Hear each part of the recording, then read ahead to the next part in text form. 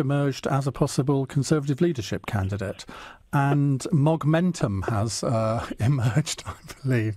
There's going to be a reshuffle soon, so I read in the Times this morning, so it must be true. What ministerial position would you like? I think you managed to get the answer to that question when you proposed ministerial office to the Prime Minister, and she giggled. You gave her more to laugh about in one interview than she'd had all year. Oh, but Jacob, that was on July the 24th. We're now on September the 4th. A lot has changed over. She's been for a walk in the mountains, and we all know what that does to her judgment. I doubt that particular judgment has changed, and I think. But if you seriously though, there is a school of thought that you are in popularity. You are the second most popular Conservative contender for the leadership, and I mean that is sort of to your credit that you've emerged as that. There is a school of thought that says, well, okay, well let's test him out in a ministerial job and see what he's like. Would you accept one if you were offered one? First of all, I think popularity in politics is extremely fleeting. And what I'm interested in, and what you're interested in, is developing Conservative ideas and discussing them, and hoping that in future we have a more appealing menu of options for the electorate than we had at the last election.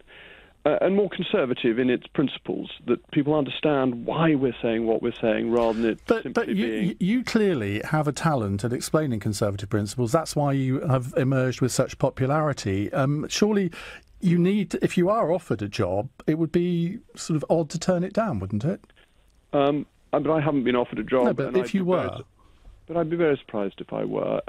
I don't think it's wise to spend one's life thinking about what may happen, because it probably won't. And let me put it another way. I've always thought there is nothing wrong with political ambition. Most people who go into the House of Commons presumably at some point think that they would like to be a minister.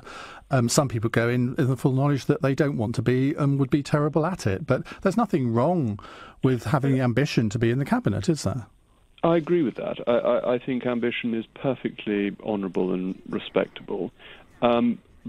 And in my own point of view, what my ambition is to be involved, and I hope to some extent influential, in the development of Conservative ideas, and to be re-elected in North East Somerset.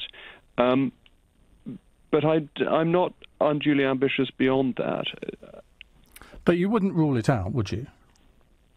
I just don't think it's going to happen, so I'm not losing any sleep over it. Would you not see it as your duty to... I mean, if the call came... I mean, Boris used to use this analogy, sort of if he was called from the fields, I can't remember, you probably know which sort of classic literature that came from, but if he was called from the fields, he would sort of come to do the job. I imagine you are cut of the same cloth. Well, I think we all have to do our duty if we can, and if that is a duty we're called upon to do. Of course I think that, yes. I take that as a yes, Jacob. I could hear somebody suggesting that to you in the background. my producer was shouting in my ear. Mr. Dale. Everything I ask you comes from Jagruti, my producer. I don't have the brain to ask these questions. I heard that coming through from another voice.